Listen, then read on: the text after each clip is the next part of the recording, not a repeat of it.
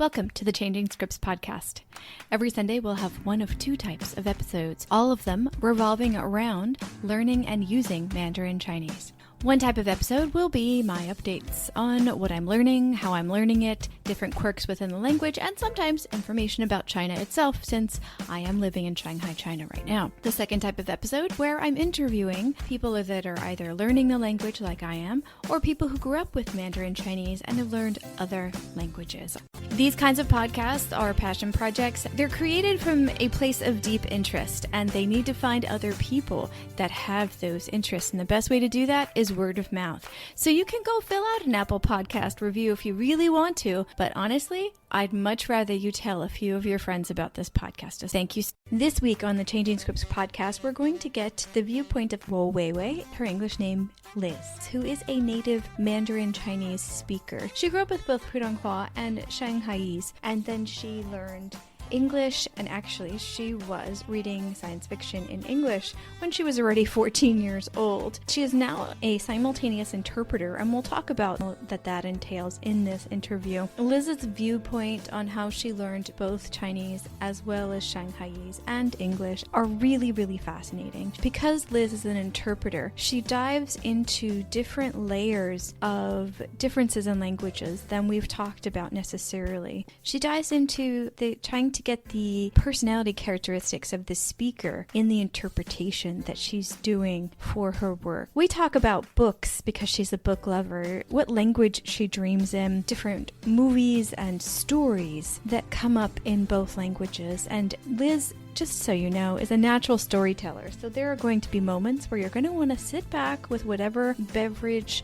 in whatever comfy chair you are and just absorb her gifted storytelling abilities. Without further ado, here is Liz.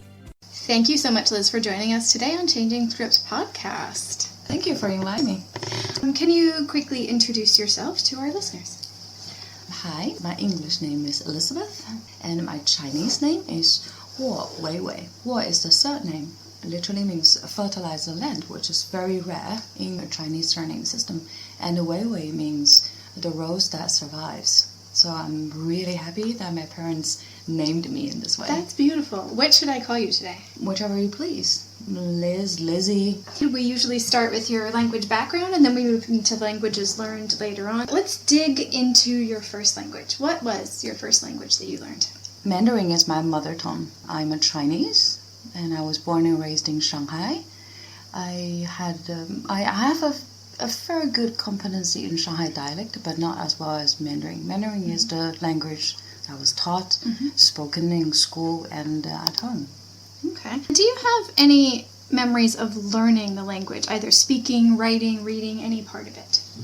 I'd like to think that my mom's wise, so I was taught by, I think from age 3 to age 5, I was taught 10 characters per day by my mom. And I used to practice 2 hours a day, just writing these characters while my mom taught me what it meant. And the funny thing is, my mom actually taught me the wrong characters for ups and downs. So throughout the entire elementary school, I confused up and downs all the time in writing Chinese characters. But I'm very fortunate to have my mom teaching me these characters. When at the age maybe around 4, that was the best time to memorize, to learn language. Absolutely. Now 10 a day sounds like quite a bit. It sounds like a lot, but it did not feel like a chore when I was little. I just thought that, I was doing this little painting and little pictures. That's what I saw. I have to ask you about how you did it, because I have flashcards behind you. They're really awkward and horrible, and I'm sure they don't look like the words they're supposed to, but I write them in pencil because every now and then I realize how horrible they are and I erase it and I redo it. But I've been told that the Hanzi characters look very different if they're written in pen versus pencil. So what did you use when you were practicing? I think I started with pencil, and it's also recommended somehow that the pencil has a softer touch because the tip is made of carbon, so it offers a softer touch. Okay. It's easier to write on. See, I think so too. Yeah, when you have a ball pen tip, or you have one of those fountain pens, then the strokes requires more strength or power to write them. So the character comes out a little bit different. Right. Yeah. And how many times did you write each one? They always say that a character you have to write it, literally use it for more than 20 times. But I think the more the better, because somehow that you're not only writing a picture, there is some heritage, some cultural heritage behind it, because Chinese character is evolved not from letters but from small pictures that used to write on the walls. Now we study simplified Chinese character because this is simplified for the Chinese government to eliminate illiteracy in China. And it's a necessary move. But the more complicated traditional characters are the real Chinese Mandarin characters that evolved from pictures. It literally tells a story. Some people, when they're a child, they really start to like to read, or they really like to talk, whether it's to their stuffed animals or to their family members. Right. Some people lean towards a specific language skill that they really like. Did you have one of those that you really like to do? I wasn't much for speaking, that's for sure, because I was very shy and timid, and I had a bit of a stutter, so that further made speaking to other people a little bit off-putting. So I was more about doer. I was very much into reading, and I never liked fiction. Facts and science is always my thing, but I loved science fiction from 8 to now, non-stop. Yeah, you're still reading it. Absolutely. I've read all the classics. Some when I was capable. Sci-fi novels, I read them almost exclusively in English. Yeah. What? As a kid? As a child? Since age 14. I've been told that in Mandarin there is a lot of science fiction being written. Yeah. Did you have a favorite science fiction book or series in either or both languages? I read science fiction both in Mandarin and English, and somehow that, I'm not saying all of them are, but science fiction I think has been fostered and developed longer in Western countries than it is in China. And then somehow some of these classic authors, their capabilities and their command of words or language goes beyond just imagination. They connect really well with the audience, the readers, and they manipulate how they think and feel really well in a way that I truly appreciate. But if you look at in the past 30 years, is probably when the Chinese science fiction started to develop, and most of them has a bit of a undertone of this male chauvinist in there that makes me a little uncomfortable. Even with the very famous, like the three-body one. Yes. That was the part 1 is okay, but the part 2 and part 3, the way that it's written in Mandarin, which is its mother tongue by Liu Cixin, was which is not good. But doesn't English science fiction kind of have that tinge to it too? Not really, no. It's so diversified that you can't really grasp. Even with one writer like Neil Gaiman or with either the Three Giants, you can see that each book there are nuances, differences that makes it unique. Neil Gaiman did American Gods, right? Yes. That has a massive male chauvinistic side to it, doesn't absolutely, it? Yeah. I couldn't actually finish that one for that very reason. It's a little annoying to read. Yeah. But if you go beyond it and you see the world that he constructed, it was quite amazing. Exactly. Yeah, I want to push through it again because my husband just read it the whole way through and he kept telling me parts of it, and I'm like, I wanted to get to the mythological part, and I kept getting stuck on the guyness of the main character, and I was like, I need to get past that. Have you watched the TV show? Not yet. No. I think I maybe watched 1 or 2 episodes, but that's it. It's a little bit not faithful to that. Ah, well then never mind. I don't want to. It doesn't have to be, but I think for that one I want it to invite me back into the book, and I don't think it would do that if it's not. No, probably not. So do you remember your first trip to the library? There is no library in my elementary school, junior and senior, so the first trip that I ever made to the library was, I think, the second day that I enrolled in the university, Fudan University, and because library was a place I've never visited, so I went there and I was absolutely this wow effect because it was so many books. It was the first time I've seen so many books in one room. I haven't been inside Fudan University's library. I can only imagine how big it is. It had this really old yet kind of, I would say approachable maybe is the way. It feels close to me, but at the same time it feels distant because there are science building where it's full of these books that nobody reads and collect the dusts, right? But literacy is something I would love, so I would ask. I embarrassingly follow some book Instagram feeds and different kind of social media feeds, and people will literally post pictures of libraries and bookstores. I like libraries and bookstores, but I really just want to read the books. Right. But I'm so addicted to watching, like, there'll be pictures and I'll just kind of stare at it. And in my brain, I'm going into that library and I'm going to sit right there and I'm going to read that book from over there. And then this whole story kind of just creates itself, and I'm like, that's awesome. what just happened? It's amazing how different libraries look differently and feel like they'd be comfortable to read this kind of thing or that kind of thing. Yeah, there is a character to each one of them. Yeah. Do you have a favorite library in Shanghai? I do go to Shanghai Library often, but to be honest, it's a little disappointing for the fact that you need to have a reference deposit, which is 1,000, to be able to borrow any of the books in English which was published in the near 5 years. Yeah. And a lot of them are tool books that I don't really need. Yeah. But for any literacy, they have very few copy of it. Like I have a book list on my phone. People recommend good books to me that they feel that they've learned a lot about this book from these books, and I have this list. Once in a while, I would go to the library and then search through their system, or also I can do that on a WeChat public account of Shanghai Library. But often these books are not available, or there is some kind of error with the numbers that they can't be found. Oh. So I would say the hit rate is about 2 out of 5. If I get 2 out of 5, I'd consider myself lucky.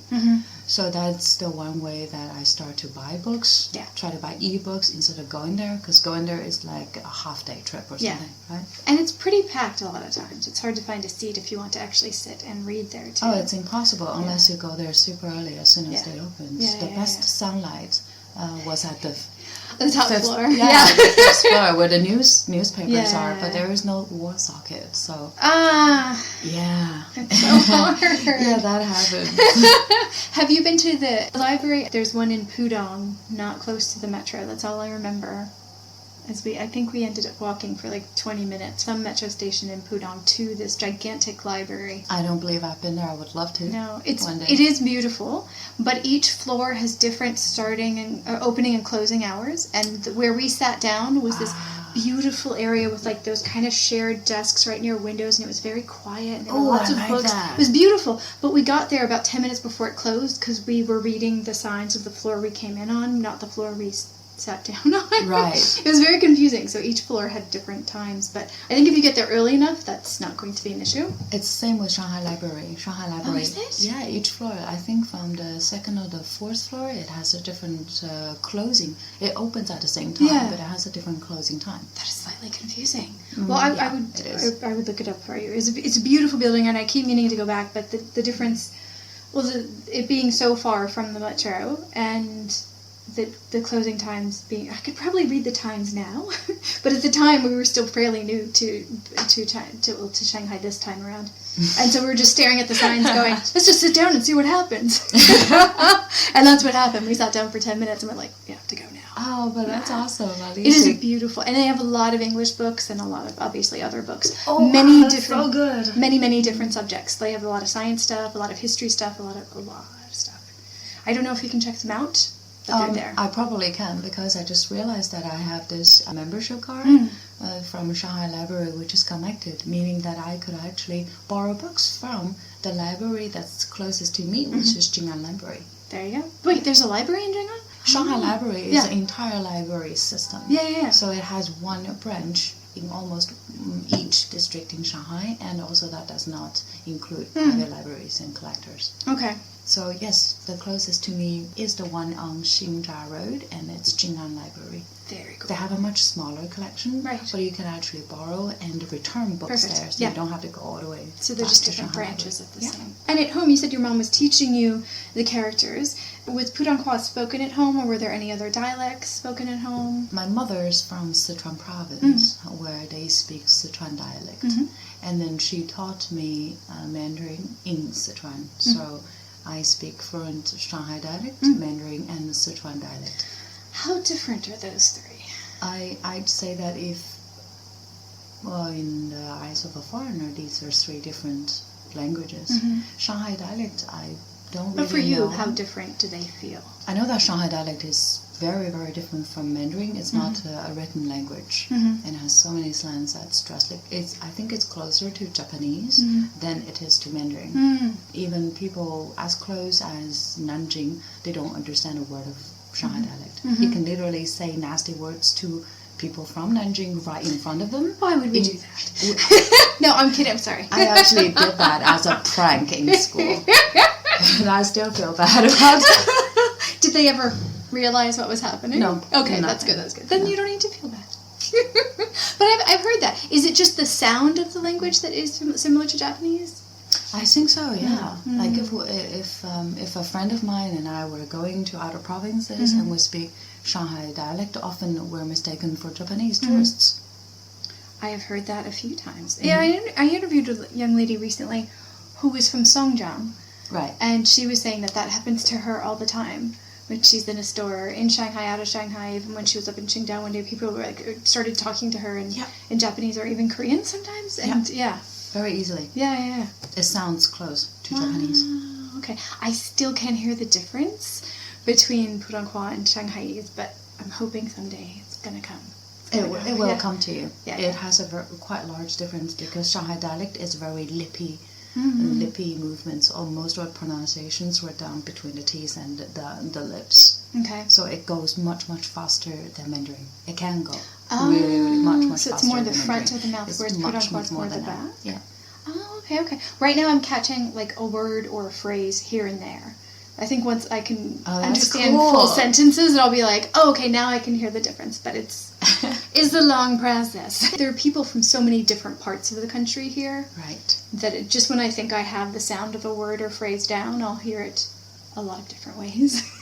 Well, it's not a language you can easily obtain no matter how long you live here. It's not a language that you can speak easily unless you are immersed into that. So the script is part of the reason that pulled me into learning Mandarin Chinese this time, because it's beautiful and it's mysterious. At least simplified is, because it's kind of hiding part of the meaning. Right. The strokes are like meditative. Absolutely. Kind of. But I've noticed when I talk to people about this, people tend to use character when they mean word. And I know that there are radicals, there are strokes, there are elements, there are radicals, there are words that are phrases, sentences, and so on. And that characters can be words, and words consist of characters. But here's the question. To somebody coming into the language new, somebody just arriving to China or just starting to learn Mandarin Chinese, how would you describe the difference between a character and a word in Chinese? A word could often consist of more than one character, and a character is just a character. And the character can be further disassembled into different parts. Often there are structures such as left and right, top, bottom, top, mid, bottom, and outside and inside. And these are the basic, I would say, framework of a Chinese character, which is often evolved from a picture. That's why most of the Chinese character can be written in literally like a square. Right? And that's where the beginners learn characters and the words.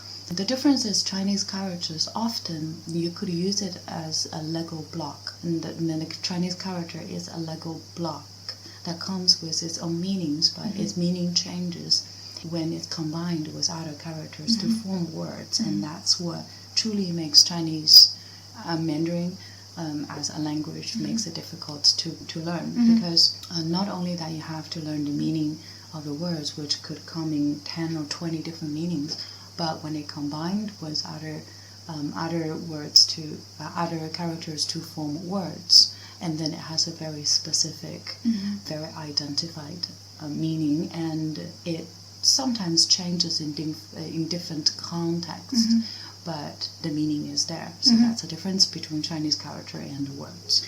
When children are learning the language in school, like in primary school, is there talk about syllable versus word? Each character is basically a syllable, right? Yeah, you could use that as such a metaphor. Like, how is the language talked about? Like, do you talk much about words and sentences and that kinds of things when it's talked about? And somehow that for a country that has so many thousands of years, debatable, 7,000 or 5,000 years, debatable. Sure. But our way of the Mandarin being taught is very primitive.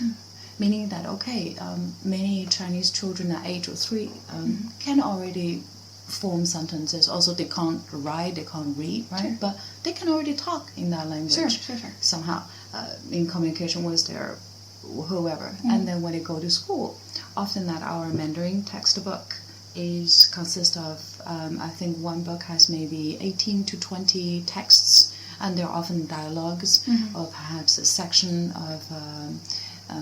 of some books, some articles, and then you pick out the words that you don't understand and you give them a pinyin. And pinyin is I would say that instructions or pronunciation of a specific word, but it has no meaning whatsoever. And the pinyin did not come originally with the words. It was invented afterwards. Like the 1950s, 1960s, Exactly. yeah.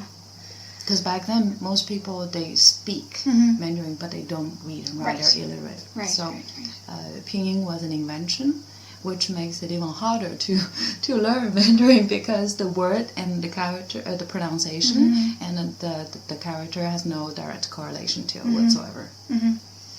But there are some meaning to it if you recognize the words, and often if there is a word that you don't recognize or haven't learned before, you can sort of guess the pronunciation. The sound components. Yeah. There are bases to how the pronunciation came to be. Yeah. So we do practice in Mandarin learning. We do learn new characters. Yeah. At class, we were taught the pronunciation of it, and we do have to go home and write it 20, 50 times. And one of the major exercises we have to do is write essays and articles. It's the best way to practice it. It really is. This doesn't sound primitive. This sounds good, because let me tell you, because in English, just after I finished primary school, like the generation after me, they stopped explicitly learning grammar. Like I learned grammar. I underlined things. I circled things. We got into grammar identification when I was at elementary school, and then it stopped in the U.S. And I don't know what they do now. But honestly, when I was doing that, I was so bored. It is boring. I feel like if I would have been within a story or a dialogue, it would have had more meaning, and it would have stuck better than just going, this is a noun, this is a verb, this is an adjective. Oh, that's kind of boring. Right? Yeah. So I feel like within stories and dialogues might be more interesting to learn language. Well, we kind of have to learn that in that way, because the Chinese character itself bears meaning. And if you're just memorizing it, it's extremely confusing. So there are some really interesting mistakes made. Oh, example time. For example. I think there are some screenshot in a group that was posted, and there was this elementary schools making mistakes in misused characters because they share the same pronunciation. Oh, right. That's the most common one. Yeah. And I can't remember anything specific, but I just remember laughing really badly when I read them. And language is also in a way that it sort of reveals the thinking pattern or the way that one thinks. So the usage of language or the choice of words and tonalities are very specific to individuals. Yeah, so true. If you're enjoying this conversation about the Chinese language and would like to participate, if you're studying the Chinese language or if you come from the Chinese language and have learned other languages, either perspective is both perspectives are greatly appreciated on this channel. Let's have a conversation. Let's tape that sucker and let's get it into this podcast. Contact me. And let's etch out the details on how to get you and your valuable language learning experience onto this podcast. All of my information is in the show notes. Also, all over social media except Facebook, I am Steph Puccio, STEPHFUCCIO. That includes Gmail for my email, Twitter, Instagram, Tumblr, and LinkedIn. So I look forward to hearing from you. You were reading science fiction at 14, so I'm assuming you started learning English pretty early on. When did you start? Not voluntarily. My parents thought that evening English classes will be a very good way to get rid of me. So from the 4th grade in elementary school, which compared to now is already pretty late, because now the kids start to learn it in kindergarten, right? What is 4th grade? Is that like 10, 11 years old? Yeah, it was really, really late. 10 years old, okay. So I have about 3 nights a week that I would take English classes. Actually, it's I think it's new concept, right? New concept. That's the whole systematic learning. With each book contains 144 classes lessons, and did that for a couple of years. learned nothing. What? Okay. Because I was just not interested. Okay. So I don't understand it. Yeah. And these are the scribbles, these letters. I didn't get it. Oh. Can we talk about the classroom for a second? Like, Sure. how many kids were in the classroom with you? To be honest, most of my classmates were there. I had, I think, 42, maybe 43. What? Class in the elementary school, just one class is outside. In the night school? And at night school, it's at okay. least 2/3 of it. Oh my god. At least 2/3 of it. That's a big language class for a night school, isn't it? No, there are No? like 7 or 8 of them every night. What? Oh my gosh. I only took English classes, Yeah. and then there are like maths, physics, sure, and sure, sure. everything. Yeah, I started teaching at one of those, but in Taiwan. Like 6 to 9 at night was when I taught. Yeah. But ours was a little bit different because I had a North American boss and his Taiwanese wife, and the classrooms were very small. I think it was anywhere from like 15 to 20 students. That's much better. Yeah, 40's a lot. Oh yeah. Was it just the teacher lecturing, or did you guys actually use the like? Did you practice in class? There's no time to practice. These classes makes me feel like they're pushing a dead horse forward, like dragging them through the story. I'm the dead horse and they're dragging me, but I'm receiving nothing. For me, it's just really, really boring to sit in a class listening to stuff that I know nothing about for 3 hours a night. You know, I would have used that time elsewhere. Okay, but you clearly learned the language to a high degree, so how did you get here? I used to, of course, when I was in elementary school, I'm reading Mandarin, and my most interested subjects was classic literacy, and both Chinese and foreign classic literacy, and science fiction as well as science. So I used to ask so many questions that drives my parents crazy, because they can't answer any of them.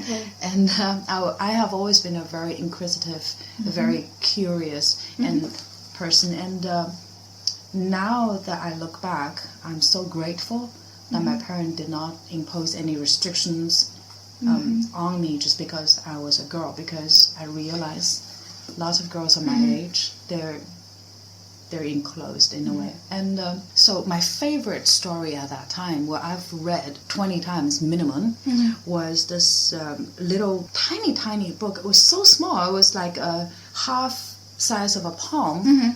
And there was a simplified version of a Dumas classic, which is Monte Cristo. And it was like, it made it so simple read for elementary students. I read it so many times, and once I thought I would really love to read the full volume of it when I was in high school. So what was it about that story that... It was... At the surface, it sounds like a revenge of a man that's been wronged and become a victim of various political and material gain and all these games, right, in this very little town that he was meant to be happy, and then he was wrong. He was imprisoned.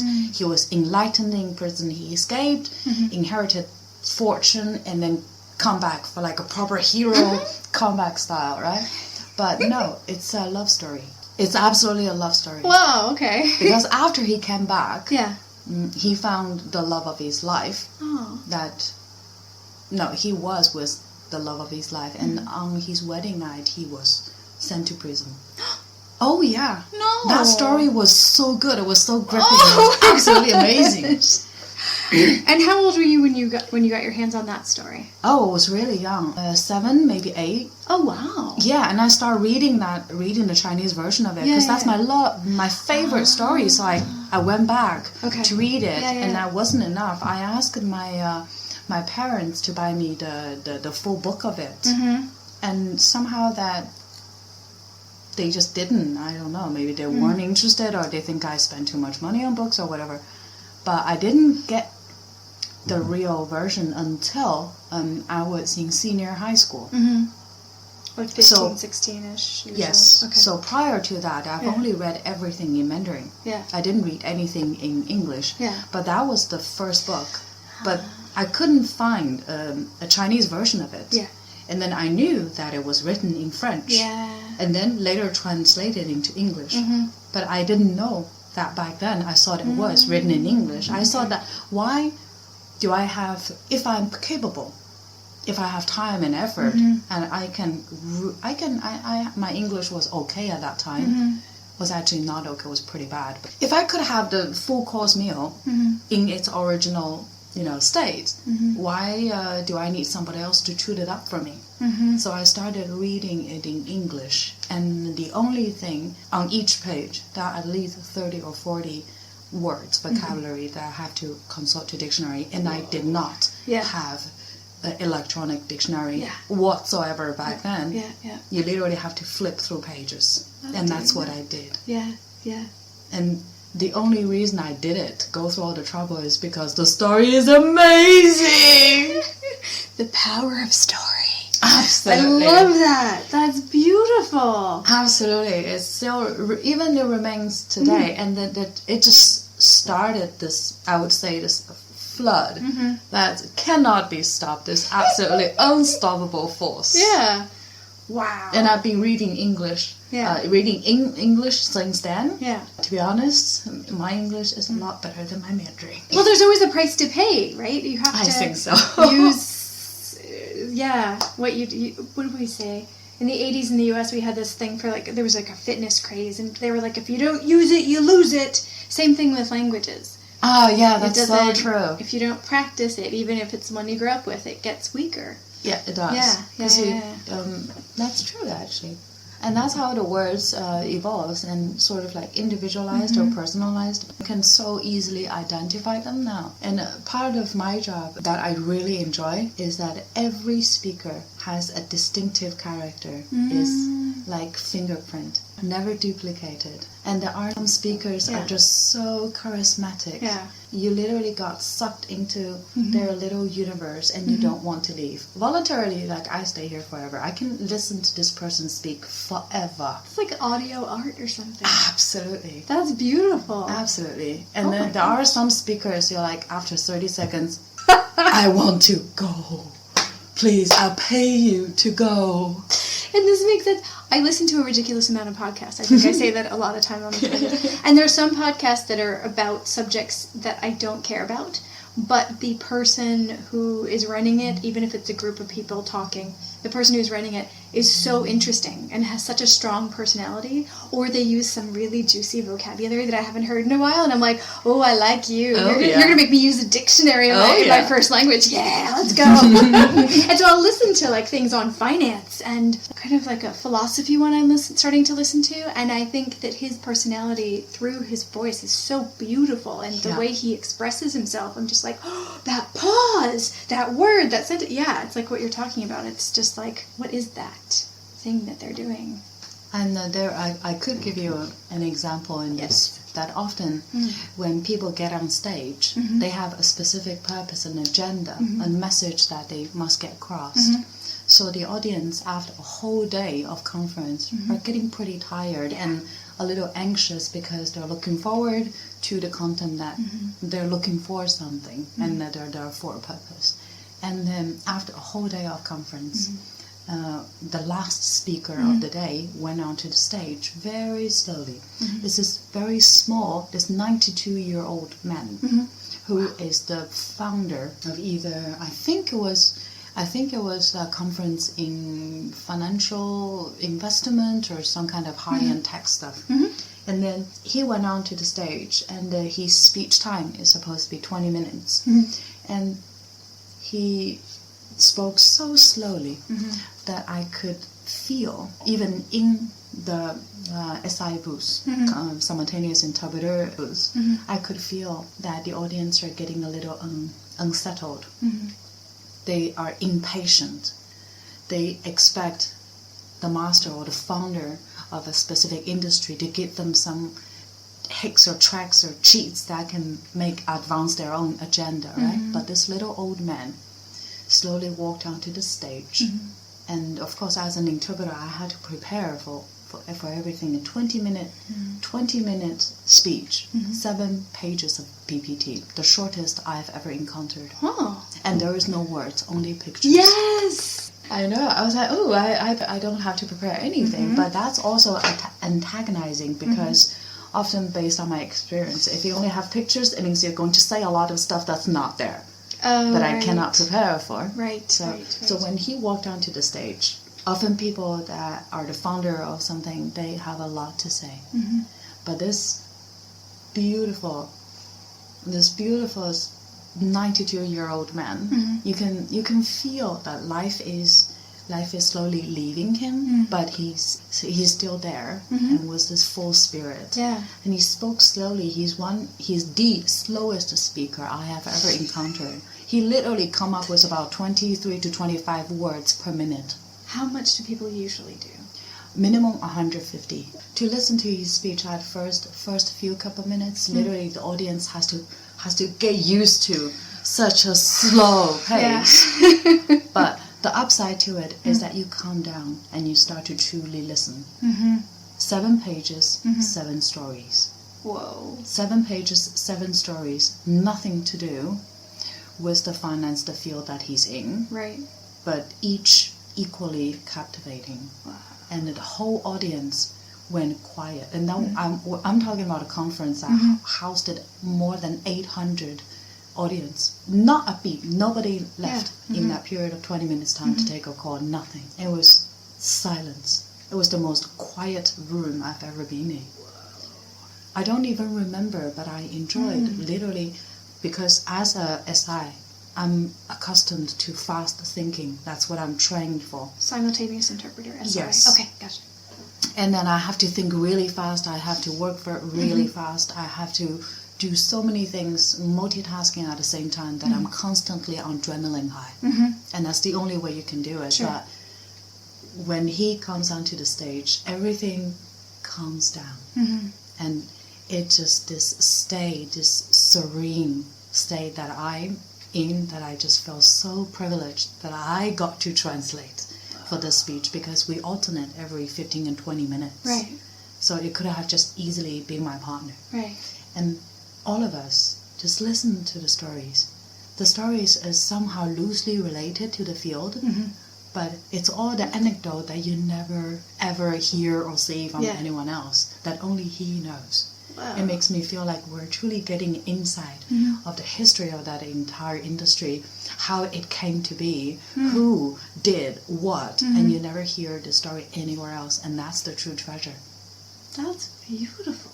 So when he was done, what was people's reaction? It was silent for a minute. Yeah. Because people are still waiting for him to come up with like the next one. Because he didn't usually conclude, this is my speech, thank you. This is basically a cue to applaud, right? Right. But no, he didn't. He just stood there. He didn't say anything and just stood on the stage. And it took the audience a while to respond to it. And then it was just this ocean, this thunder of claps. And then he just walked slowly. Literally, people stood up, clapped, and watched him walking down the stage.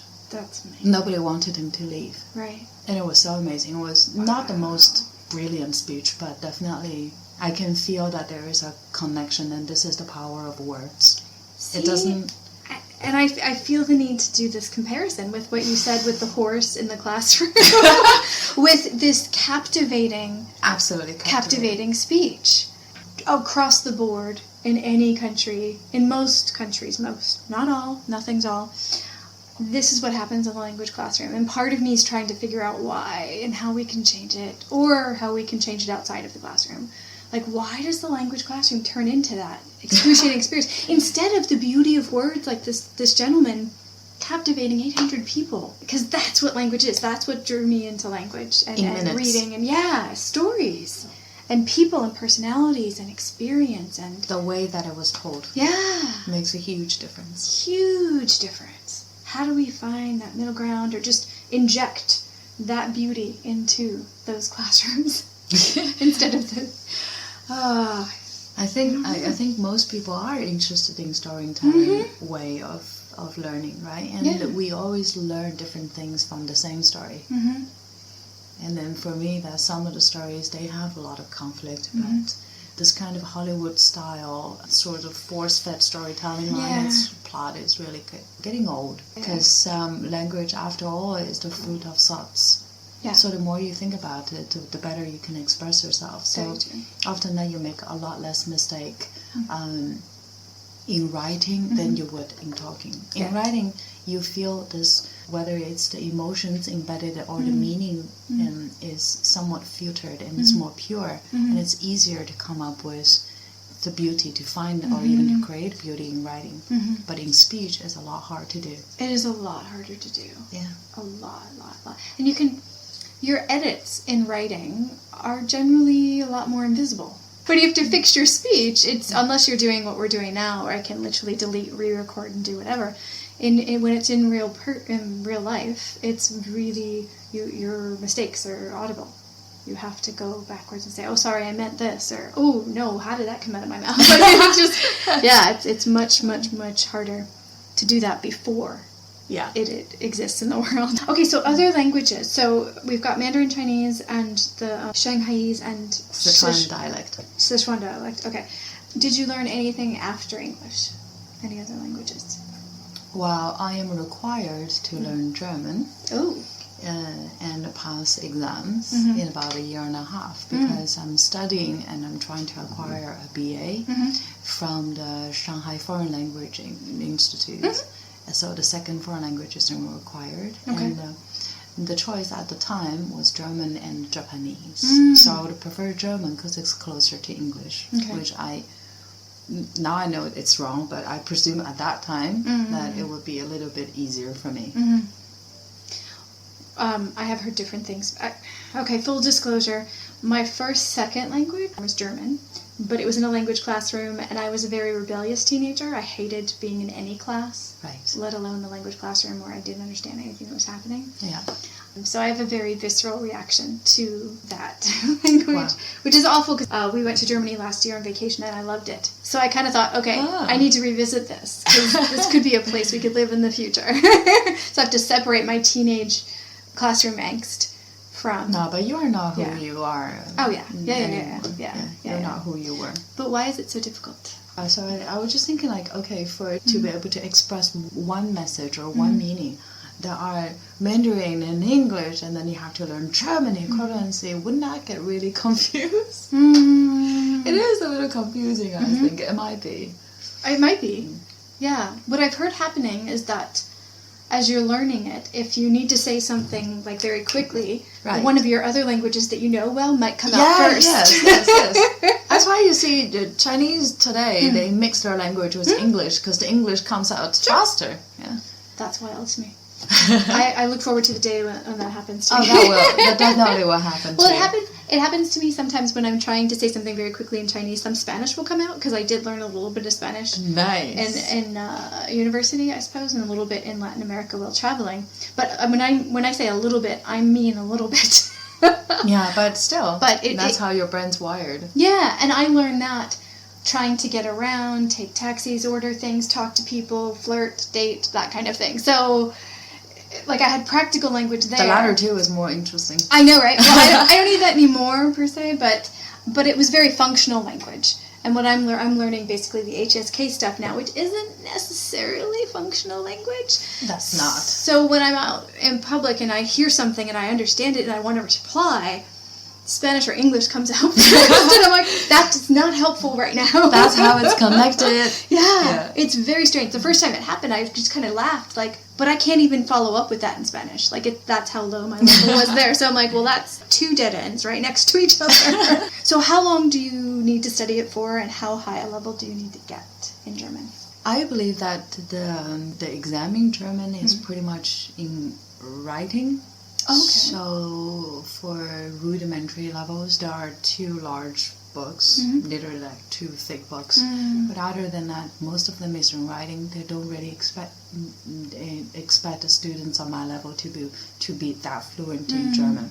So I think it's just elementary levels where you maybe master 1,000, maybe 1,500 words in German, and some basic grammar. So you could carry out day-to-day conversations and be done with it. Anything more than that would require more than 2 years of study. Yeah, for sure. Do you have plans on how you're going to learn it?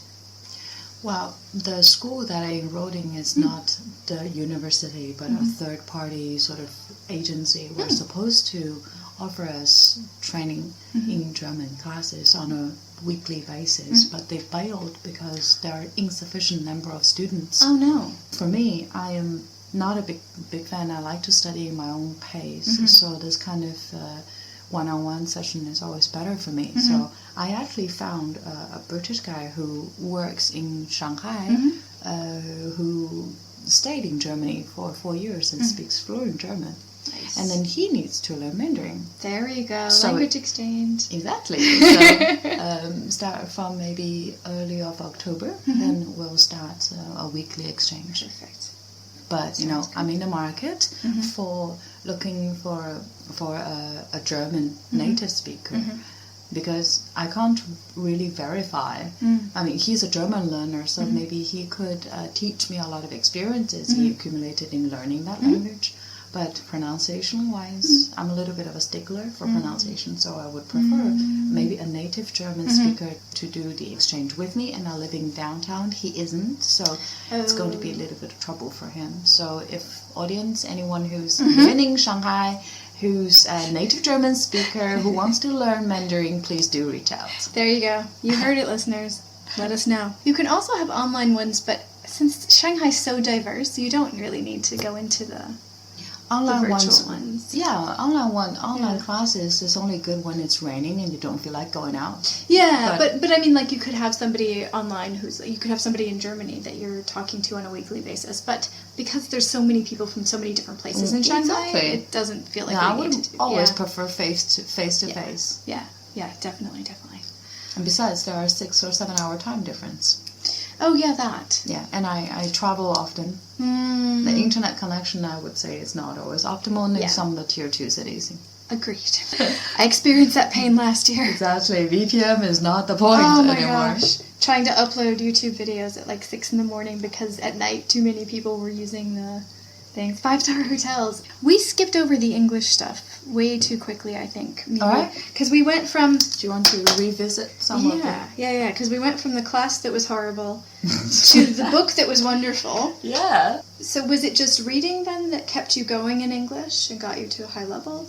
Well, reading along opens the door for someone to truly understand English as a language, but without the foundation of literally memorizing vocabularies, understand, going through a lot of reference books, asking around when you have a question, have some of these questions answered, and most important of all, daily practice, you'll never get nowhere. Yeah. So who were your go-to people? Were there teachers or people around you, family members like us? In high school, I was lucky enough to actually work part-time for a European company and work closely with engineers. They're from all over the world. Yeah. So they are, I would say, my troupe of teachers, and they taught me so much. But mostly it's because I always ask questions, and I'm just happy that the questions that my parents can't answer, they can, or at least they try to. Right. At that time, the internet is popular, but not on most of the English websites and stuff. They're still too difficult for me. Yeah. So that, I think I kept the habit of asking questions without emotions. Like, if I ask a question, it's because I truly want to know, not because I'm prying into anything. So Sure, yeah. I start to have all sorts of conversations, topics with people. And that's also what got me into being an interpreter, because if you think about this profession, it's unique in a way that a dialogue or so much information is exchanging between 2 parties or even 3 parties, and then the interpreter is the 3rd or the 4th party that is not engaged in the information exchange at all, but is somehow is facilitating it. So I have the best job in the world because I get paid to learn, and often from the best. That's true. How do you juggle both languages at the same time, though? I thought it would be a struggle, but no, it isn't. And I, with a lot of practice, I'm not kidding, a lot of practice, you can literally switch from one language to another seamlessly. And that's what we do on jobs all the time, sometimes from one sentence to another. It has happened that sometimes I don't realize which language I'm speaking in. That's so cool. Like That's now amazing. I look at you, and you're Caucasian, I'm Asian, then I don't know, maybe subconsciously I talk to it in English, but I could be thinking in Mandarin right now, and a couple of minutes ago I was, and then I switched. And sometimes I dream in English, which is really bizarre. Because you didn't even realize, I didn't even, like, for you, dreaming in English is normal, but my mother tongue is Mandarin, so dreaming in English kind of scares me a little, because it's so weird. I didn't realize I was dreaming, because I had a whole conversation in my dream at age of, I think, 18 or 19, I think that's where the click. That's the switch off. And I scared myself a little the next morning when I realized I was dreaming in English instead of Mandarin, because it never happened before. But then it happened a couple of times, and you kind of get used to it afterwards. It did happen just about 6 months ago, and I was doing a consecutive interpretation between two parties, and I was hired by the foreign party to negotiate against the Chinese party. And the Chinese party understood a fairly good amount of English, but not proficient enough. So when she tried to said something in Mandarin, and then I was supposed to translate into English to my client, and I just said it, repeated literally, summarized and repeated in Mandarin without realizing it. My client was nice and polite enough not to interrupt me, so I went on for like 5 minutes. So how did you know what you were doing? I didn't. When did it hit you? I realized I thought I was translating in English the whole time when I was talking in Chinese. Right. As soon as I started speaking, everybody looked at me, but I'm accustomed to it, because I'm consecutive interpretation. When you start talking, people always look at the interpreters, which they shouldn't, but they do anyways. So I said, I just kept it going. And like 4 minutes later, when I'm finished, now my client said, "Can you repeat that in English?" I literally said to my client, like, didn't I just do that? Then everybody looked at me, and they realized that I was talking in Mandarin, and I thought I was talking in English. Oh my God. Because these two languages are such a blur to me. Right. Do they feel different? Do they taste different? I've heard people say different languages feel like different colors or something. Not that advanced. But is there any difference? That's like a mixed firing system in the a brain. Right? Yeah. No, I would love to have that, but no. Do you feel differently when you're speaking the different languages at all? You know that the hit film, Arrival? Yes, the alien film. It actually discussed a very interesting linguistic phenomenon. That when you learn a foreign language, you build different pathways within your brain. And more pathways building, it cultivates the brain, it trains the brain to think differently. So you adopt to a different way of thinking. And I found that to be true, because English in its structure is very logical. And it's very fully structured. And of course, besides poem and stuff that you have to ponder on it, most of the daily use English is very structured and very logical and linear in a way that it's extremely predictable. Its structure is predictable. So when you learn that language and you learn it well, and you start to think that way as well, and it changes how you think, and you can spot the difference very clearly between Chinese young children and foreign kids. Foreign kids are more direct, or Chinese kids, they are all over the place. Their thoughts and behaviors are all over the place. So I feel bad for the kindergarten teachers, because there's a bunch of unruly kids to rule over. But if the other way, like you're a foreigner and you're learning Mandarin, and then I suppose that you would adopt to a more, I say, three-dimensional way of thinking, you would have associations made with specific words, because that's how the Chinese language is structured. A word is like a stem cell that connects in the three-dimensional way, that connects to multiple words, and they mutate into different meaning. In English, I say the words could do that, but not the sentence. The sentence is more logical, more linear. And in Mandarin, the sentence can also be extremely mutable. They can be segmented, placed into different places, and then sometimes the meaning changes, sometimes it doesn't. Depends on the context. And that's what makes Mandarin super hard to learn. And in a way, once you learn it, the way that you think changes as well.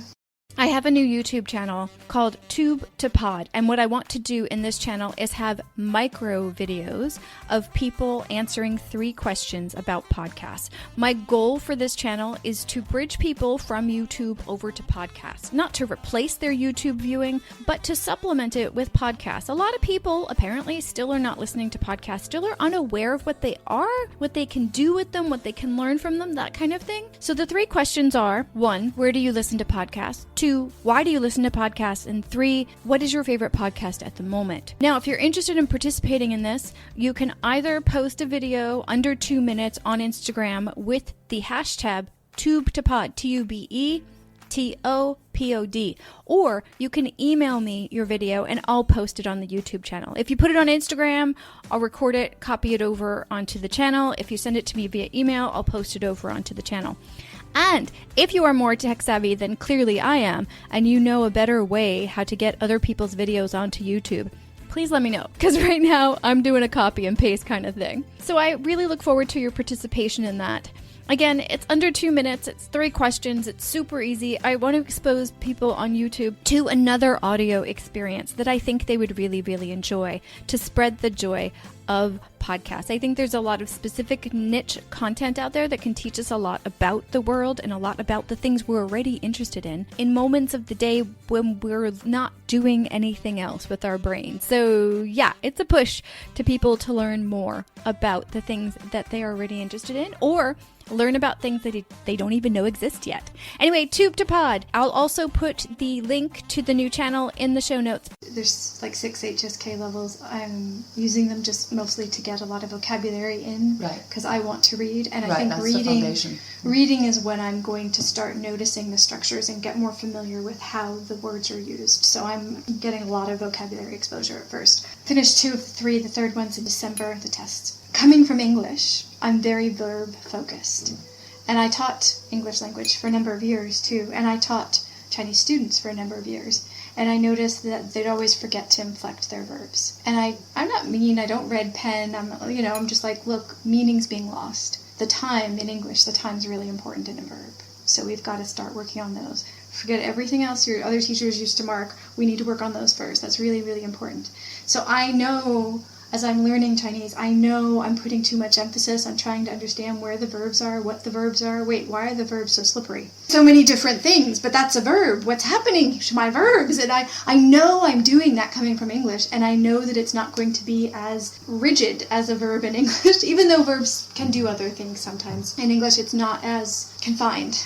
In Mandarin, there is very strict temporal tense in the sentence. There is past, present, future, but it's not in that one word. Exactly. Yeah. You could add words or subtract word or remove its location to indicate time. It is not the change of the word itself.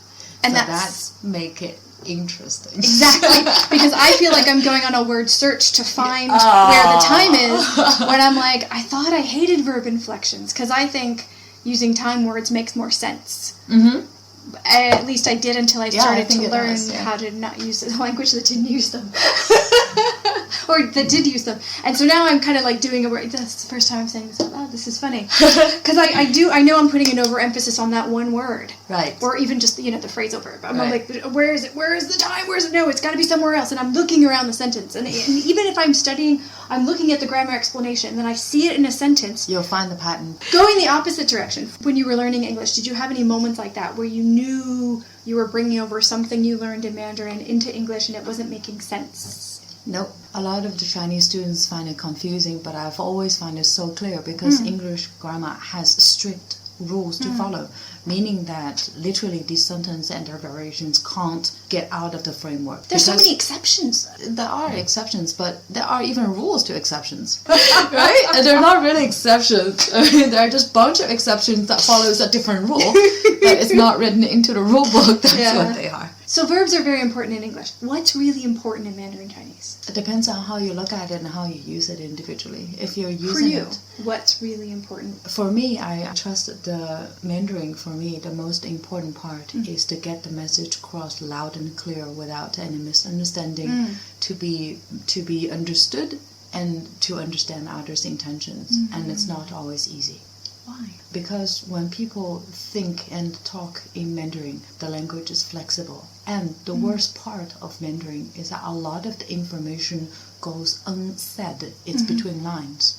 So to decipher them is extremely difficult. I constantly have to verify, even with my parents. With Mandarin, you can say 10 things in 10 sentences. And 10 of these things, 10 messages are with no correlation whatsoever.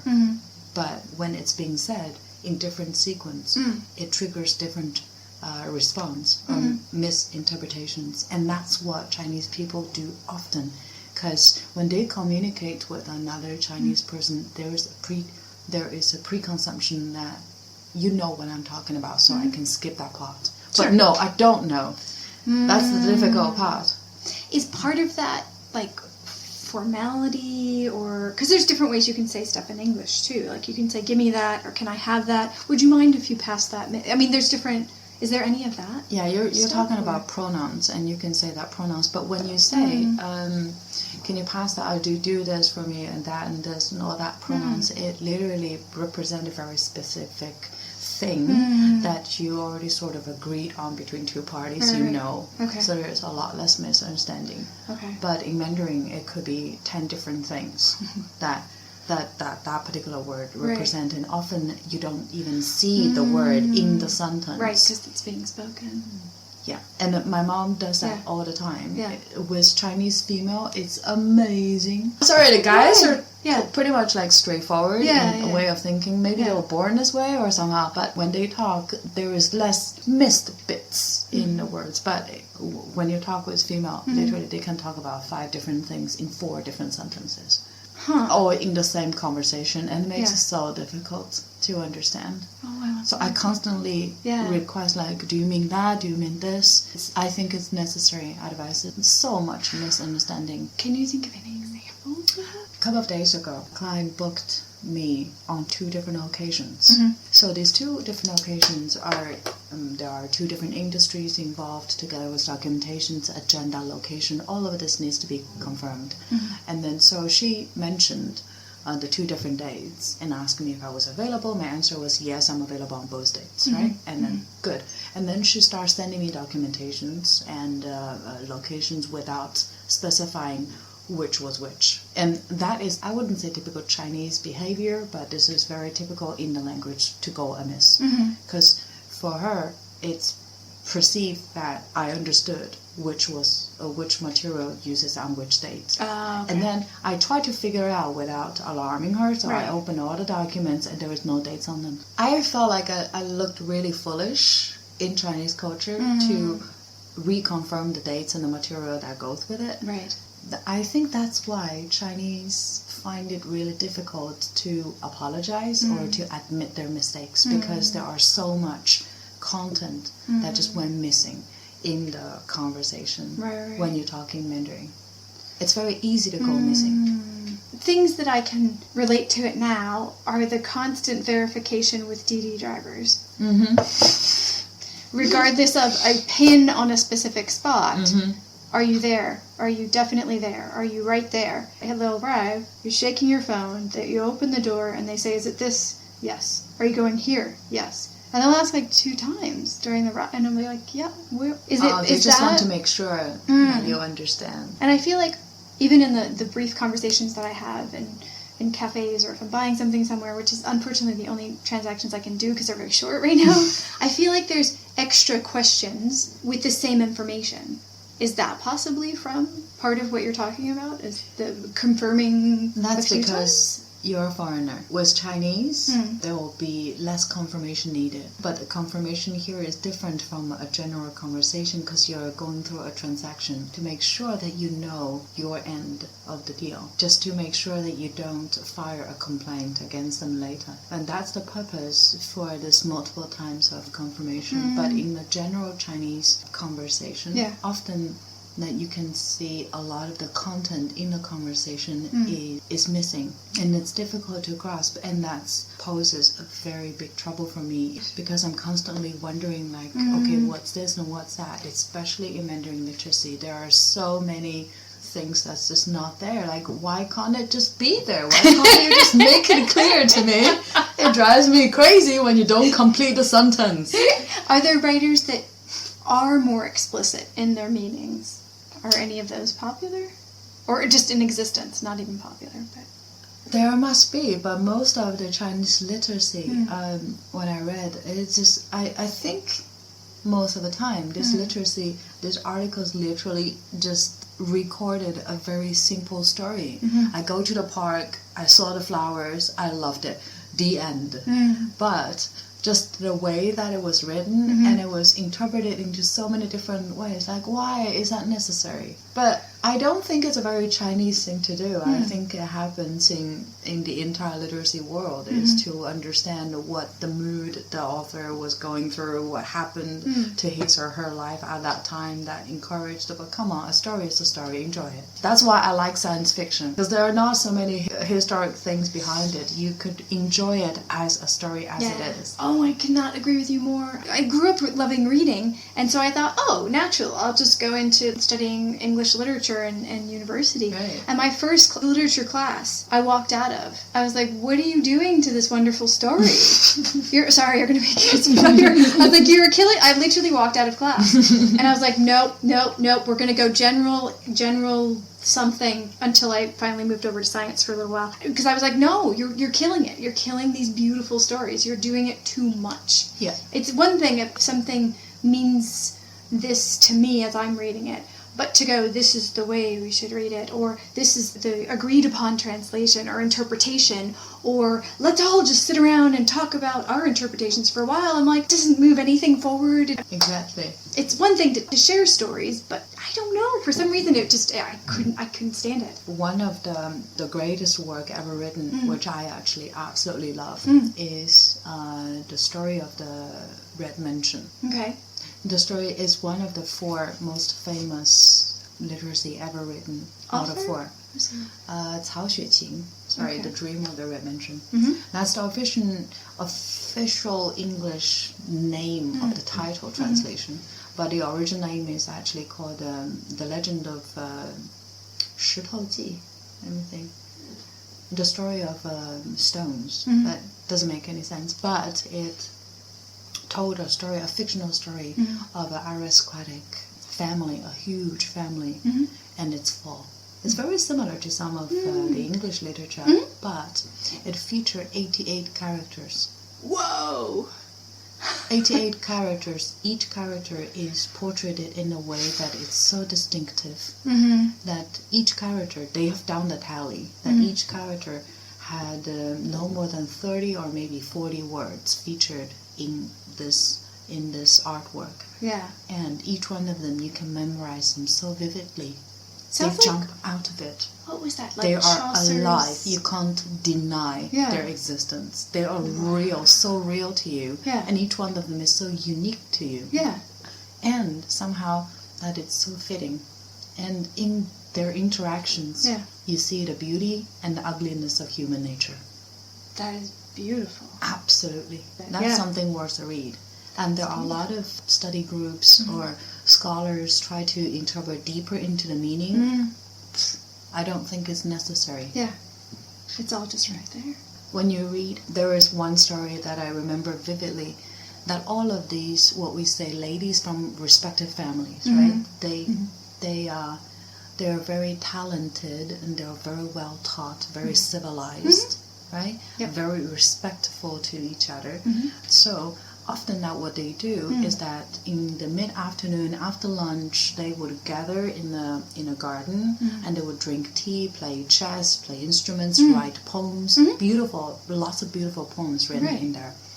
Absolutely beautiful. But there are still what we saw mortals, regular human beings. So one day they had a visitor.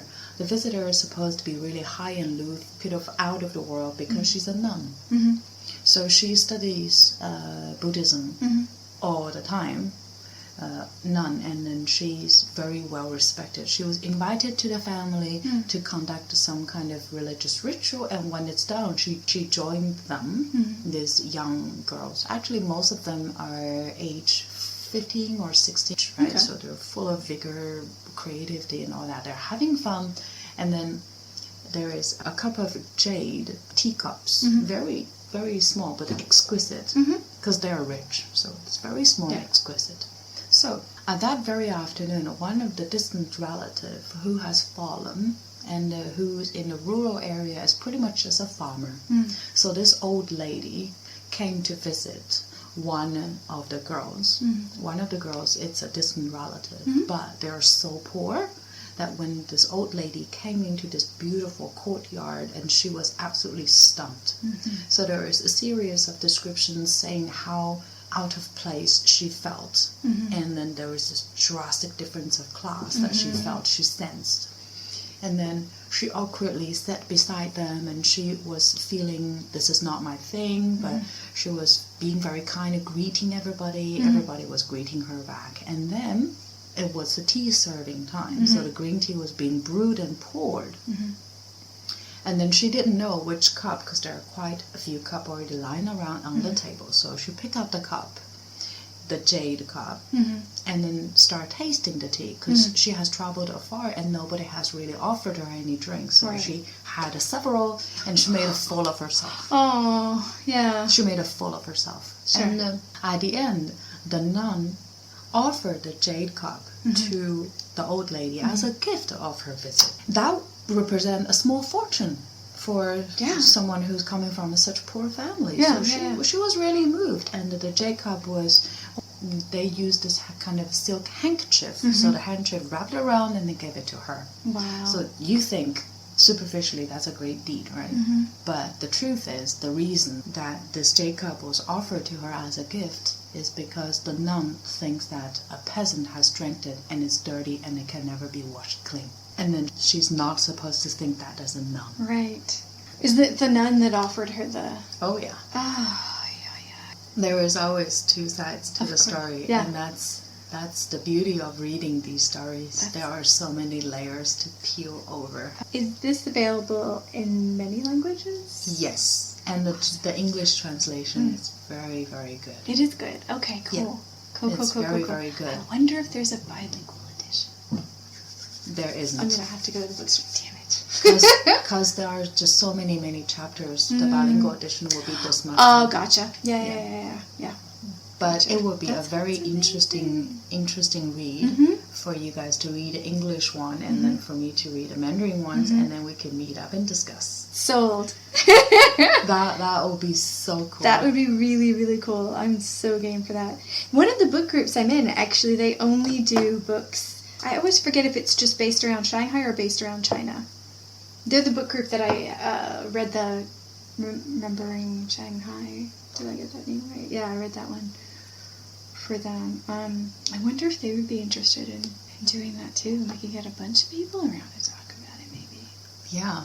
It Ideas would be a really brewing. interesting discussion. It would be. Yeah. Oh my goodness. Okay, we're going to have to plan after this. I love how into storytelling and stories you are. It's so fascinating. And the way that you tell stories is really captivating. I love reading stories, and I love some of the stories. The way that they're being told is absolutely captivating. It really is. And I'll tell you what, I've had some eye issues over the past few years, and it's something I've talked about in the podcast before. And so I actually stopped reading like paper books for a while because I get really bad headaches and it just doesn't feel good. So I switched over to as much audio as I could, and then for books that I couldn't find in audio form, I just was like, I guess I'm not reading those for now. And I've been able to read a few in paper form lately, and it's challenging. I have to do an hour and then walk away and I'm done for the day. I can't sit in a corner and read for hours anymore. But I can do it occasionally. So that's reopened back up, and there's a lot more in audio now. So it's a good time to have eye problems. Okay, then I have a question for you. Yeah. Do you feel differently when you, let's say that you read the same book on paper and versus audio? Right? Yeah. And depending on the book and the narrator, if it could vary. Like Harry Potter, I went through the entire series in audio, and I'm really glad that I did, because I could just close my eyes and see it. Me too. And not worry about the words. And I don't like her writing style for the first book, I didn't like that. I thought it was very immature and it didn't really appeal to me, so I'm glad that I could go into the story. Yeah. And not worry about it. So it really, really depends on the book and the narrator. And I did a whole audiobook for Twilight because I don't think it's worth the read.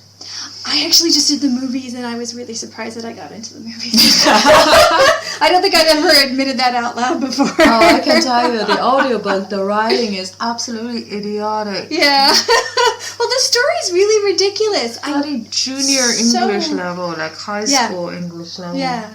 Yeah. Same that goes with the shortest book I've ever read with 50 Shades of Grey. Why am I reading this? This is so boring. Why am I reading this? Oh my god, oh my god, oh my god. And then it's about an hour, it's done. I kept waiting for the good parts, why everybody was... It never happened. Never happened. Yeah. Like, what? And the movie was even worse. Like, why am I doing this stuff? What is happening? And I'll do audio and fiction, non-fiction. I'll do podcasts. I'll do, like, lectures and all that kind of stuff. One of my favorite creative people is Elizabeth Gilbert. She wrote the book Eat, Pray, Love, which is not, by any stretch, one of my favorite books. It's not. It's an interesting story. It took people's imagination and did something with it. But when she talks about creativity, I think she's on fire. It's amazing. Like, have you seen her TED Talk on creativity? No, I haven't. I'm going to send it to you. It's truly, it's like 15 minutes that will make you think for like 15 hours. Ooh. It's really, really good. And then she wrote this book called Big Magic, which is mostly matter-of-factly, but chapter 5 is life-changing. She describes how to let creativity go. Not to claim it, not to possess it, how to kind of just coexist with it, and it kind of lets it flourish more if you stop trying to possess it. And it's this really, that makes sense. Really cool way of looking at it. And it was like, whoa, that's crazy. Does that sound a little similar like the other activity that you would often enjoy? Yes, you can. We're not, are you speaking about a very sensual activity? Indeed. Now we're on the same page. We're not censored yet. Maybe season 3. Yeah, no. Oh gosh, you're so right. I'm going to think about that for a minute. Listeners, let us know what you think about that analogy. Now, you already answered the dream question, so we're not going to do that. Oh, you have a question about dreams? Yeah, the one of the women I was talking about earlier, who grew up in Songjiang, right. She wanted to know in future interviews what languages people dream in, but you've already answered that. But I think apart from the language that you're dreaming, my dream, I would say, is quite unique because it's always a complete story and it's always adventurous story. Whoa. It's always a bit of a life-threatening, but not really being killed. Very, very adventurous story. And the story always has the completion. Like, it's not, you never wake up before the story's over. What? Yeah, but half of the story, I'm literally directing, rewriting it the whole time when it's happening. So it's awesome. Okay, I was meaning to ask you this earlier. Do you write? No, I don't. How is that possible? Because it's so awful. My writing is not good. I already tried. No. Okay, but I mean, I need to take writing. You've got to do some sort of storytelling because if you're editing your dream, if you're like directing your good dreams and doing that, and you've got the power of storytelling behind you, you're wasting your talent. Thank you. Now I know that what I can do for the rest of my life when I retire. That'll be awesome. I think it'd be really awesome to write some of the stories and the conversations, people's opinions. Yeah. One of the reasons that drives me to do what I do today is because I realize people are so diversified. Each one of them are absolutely unique in his or her own way, or he own way. Yeah. And in a way that it's so unique the way that they think, so the way that they express themselves are different. And for me, I derive tremendous joy from listening to people from all over the world and then try to interpret and try to match their speech style, not just to deliver what they're saying, but to actually match their style. It's a challenge, but it's so much fun. That sounds so difficult. So in one of those market research, often that the moderator is talking with 6 or more people to conduct the research. And it's a Q&A style. Like the moderator would ask questions like you're asking me now, and the respondent will respond. But each one of them, they all comes in different background. Maybe they have similar interests or so. But each one, when they talk, they all use different style.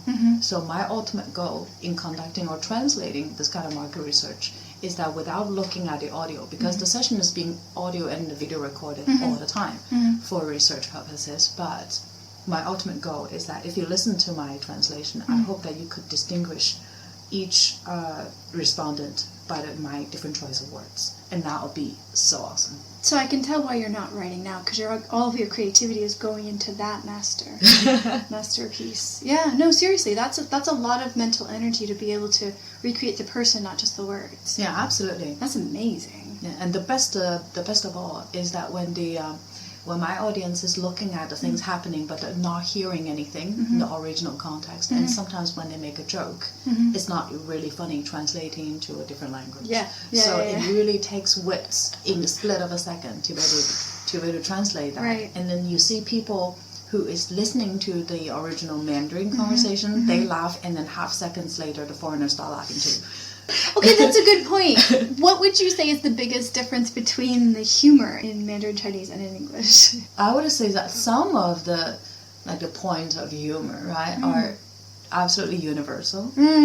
But some of the words that are so embedded in culture, like puns, that just some of the things is not possible to translate. Yeah, like I try to translate do the subtitle translation for a lot of comedy, like the Big Bang Theory, and also the Two Broke Girls and all that. Like a practice, because I don't get paid for it. Okay. But some of the puns are so difficult to translate. This is where your capabilities are. You have to be so creative. And there are some subtitle translators that are absolutely amazing. They get me floored all the time. I often wonder about Big Bang, because when we were in China 8 years ago, we left for about 8 years, our 19, 20-year-old students were really into the Big Bang Theory. I am so addicted. I like the show. I'm watching it, and it's in its final season, apparently. But I watch it, and I think, words, yes, but there's so many cultural references, so many, that I have to sometimes think, I get it. Or I'll be like, if it's something really new and I've been out of the country for a while, I'll have to kind of Google it and go, that's what they're talking about. Yeah. So I'm like, how do they get those cultural references? Research. Fair enough. I think, for a translator, research is a huge part of my job. It takes more time than actual work. But for the audience who is watching at these comedies, they either get it or they don't get it. If they're really interested, they might dig into that. Sure. It's a personal choice. But it's very popular in China. The Big Bang Theory. I Keeping Up with the Kardashian is probably more popular amongst the no. Really? Yeah. I'm sorry to the fans that like it, but to the audience that likes it, but I know it's the kind of lifestyle that the millennial generation is really into it, but sorry, I'm a little bit older than that, and I appreciate a higher league of fun. It was just so slow. I tried to watch one episode because I was very curious what people were intrigued with, and I almost fell asleep. I was like, nothing's happening. Exactly. But sometimes these millennium people, when these things happen, and they would feel like, you know what, I'm living my life, they're living their life too, at the same time, and I feel like I'm right next to them. I understand that kind of, I would say companionship. Sure. But in real life, a lot of the times, most people live with lots of disposable hours to spend, and they're bored. They must be, because it's one of the slowest things I've ever watched in my life. I didn't even bother with it. I think I lasted like 15 minutes. It was bad. It was bad. I don't know. It's not like I didn't watch stupid stuff when I was their age. Of course I did. I watched MTV mostly from like my teenagehood until, I don't know, early 20s. I still watch MTV. Well, I don't, because they stopped playing music. Like it was a mixture of programs and music, and then the music went away, and I'm like, It's less and less now. It's more about getting advertisements and getting paid. But in the past, there are some decent music. Yeah, and there were some decent shows. Like The Real World was funny in the first few seasons. I think it's still going. Oh my god! Really? Still going? I think it's like 20 season 20 or something. I'm like, okay, I think we've played all that out. I think we're good. I don't know. I don't know. But in comparison, I would much prefer British episodes because it's short and it's compact. Especially Downton Abbey. Oh my God, the translation. Oh, really? I mean, when you listen to it, it's really not much. That's the way they talk. But when you write down the translations, there's so much to learn from, and it's so proper English. Julian, the writer, actually won the best writing for Emmy. Right, best writer. Yeah. Absolutely gorgeous. And then in the way that they delivered these lines, you know that their emotion tumbling beneath the surface. And it's so behind. enjoyable. You can't see it, but it's you just can't right see it. here So behind their. You can feel it's like tumbling down. Did you ever see the movie Remains of the Day? Super old movie now. No, I don't think I have. What's the story? Emma Thompson. Well, the main actors were Emma Thompson and Anthony Hopkins. Oh, really? Yeah. And they were two servants in this super proper British household many, many years ago. And they apparently had a thing for each other. They were very fond of each other. Aww. But nothing ever came of it because they were just trying to play their role in the house. So it was just a series of them not telling each other how they felt about each other. Like, they were always around each other and always being overly formal, but always be like, but you'd never see that. But you could kind of tell it was there. And the whole movie was them not doing anything. And I was sitting there just like, ah! I'm a lot more patient now. But then I was like, come on, let's go. Do something, say something. You don't have to do it in public. Just, like, slip them a beautiful poem or just do something. Handkerchief. Yeah. Drop it. But they never, I don't remember the ending, to be honest with you, but I'm pretty sure nothing ever happened. Oh. But the whole movie was just kind of that repressed fondness. Yeah, exactly. But... Oh, now I have to watch it. Two of my favorite actors of all time, and I was just like, why did you do this to me? Yeah, but that's the whole joy. I know. It doesn't necessarily have to be like super happy endings, but... No, but... It's just the charisma. I wanted them to have one moment of acknowledgement that they both felt the same way. I wanted them to know. Yeah, but wouldn't that be a lot less torturous for the audience? Yes, but it could just be at the end. Oh, come on. For the last... Like, just have them, like, brush hands for the last second. And then they're done, or something. You want the last second of release. I do. I want them to... I want those characters to know that they were loved. Instead of just being lonely people just fulfilling their, their servantile duties. Is that even a word? Oh, that's a very good word if it wasn't there. It should be a word. Oh, I totally feel with you there.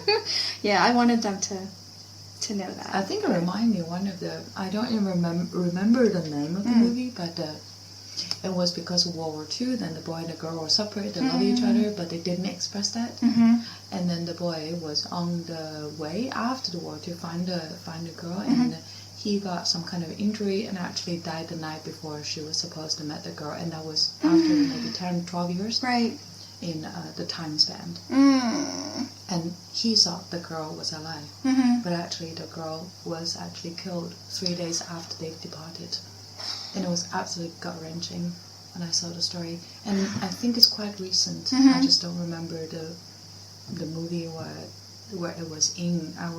I think I was the only one who was crying in the whole movie theater. Really? I was crying the whole time. I would be crying for that. I would definitely be crying. I think I'm much more of a people got together and knew they loved each other, and then things went horrible. You see that the reality is the girl has died a few days after they've departed, but the boy but he doesn't know. Didn't know, and is that sense of longing, that kind of gravitating towards her, and then he didn't know that he was going to die that evening. He thought he just had a cold, and his troop mates, someone who come back with him, kept comforting him, knowing that kept saying that, oh, you're going to see her tomorrow, you guys are blah blah blah, right? And the truth is that he knew he wouldn't survive the night, and he didn't. Did he because he didn't know she was dead, did he try to contact her that night? They tried, but there was no communication Yeah. between the two countries, so they've not contacted each other for many, many years. So he died not knowing that she had already died years ago? No. And he did not even realize that he was going to die that morning. Right. And the night before, his more experienced troopmate, a battalion mate, already knew that he's not going to survive the night. So how could people not be crying? So he knew, and he was crying when he said to him, he was already pretty much like, he said, oh, you know what, I feel really tired. I think I'm going to close my eyes for a little bit and try to catch an early bus or something. He said, yeah, sure, just relax and, let's build up your strength. You're going to meet your girl tomorrow. But he knew that he's not going to make it. And I was crying the whole time. Yeah. But you were in a movie theater. Nobody else cried. And nobody else was crying. How is that possible? I don't know. They were lying. They went home and cried for hours. Very possibly, yeah. Convinced. I just have very little self-control, so I just No! Forget it. I love, after a good cry, I feel so light. Absolutely, yeah. So I'm like, no, if it happens, there you go. Crying is like the best detox, one of the best detox. Oh, it's wonderful. Yeah. Sometimes I'll intentionally watch a sad movie. Oh, that's great. It's advised to do so. Yeah. Oh, good. Once in a while, when you feel like all of these negative emotions build up, from work or from whatever that makes you unhappy, if you build up, it's going to hurt your organs. And I need to. It's like a cloud over my head, and it's just kind of pushing me down. I'm like, no, I got to get rid of it. That sad movie that's cries our eyes out, and it feels so relaxed and so good. We must sound so weird right now. But I'm telling you, listeners, you gotta try this. No, this is very, very therapeutic. Oh yeah. Okay, so check it out. So on this podcast, we have both people learning Chinese, all stages, and people who grew up with Chinese and learning other languages. So, what questions should I ask future guests? Instead of saying question, I would say that why don't we invite the audience to share one of their most memorable experiences in language learning. Then we go from there. What do you think? Yeah, let's do it. It could be both for language learners of any kind. Yeah. What do we want them to share? I like it. Let's do it. We could let them share some... doesn't necessarily have to be awkward, but something that is unexpected, something that surprises them or even scared them a little.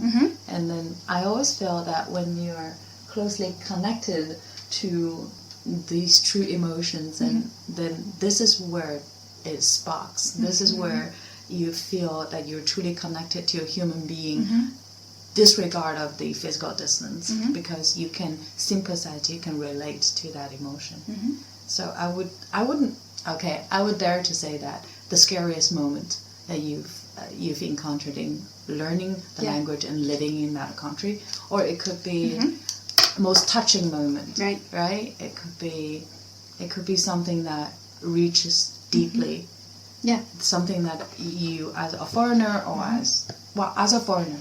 I would say foreigner not because you're coming from another country, but because you're learning a foreign language. Exactly. Yeah. As a foreigner, language is foreign too, you've realized that in your dealings with people who spoke a different language, perhaps, there are so many interesting things to share. Absolutely. And those deep emotions connected to the language make it stronger and easier to retain the language, and it becomes real. Always. The memory is always much better constructed or memorized through emotions. What should we have them tag it so we can follow this and they can follow it? Strong stories. Yeah. Into it. So thank you so much, Liz, for coming today. This has been so intensely interesting. Seriously, no, I really appreciate this. When you dive into language, you dive into someone's soul in a way, right? You're going into their childhood and their emotions and their dreams and thoughts and it's literally all interconnected. dreams. Yeah, it's all interconnected. So I really appreciate you sharing this with not just with me, but with our listeners. Audience, I don't know who you are, but I hope that through this session of podcast, we bring each other a little bit closer.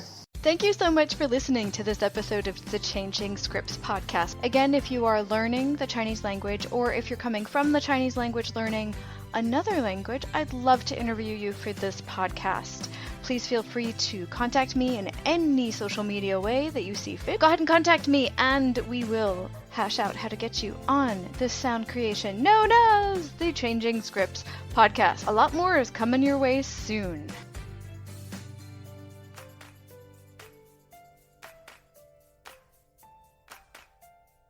Membership fees apply after free trial. Cancel anytime. You know what's wrong with health and fitness? You weaponize it against yourself. Why didn't you go to the gym today? You're so lazy. Why did you eat that? You have no self-control. Stop it. At Beachbody, we think training and caring for your body in a way that works best for you should be about loving yourself. Let us help you without all the judgment. Here's how. Go to beachbody.com to claim your free membership and start feeling great.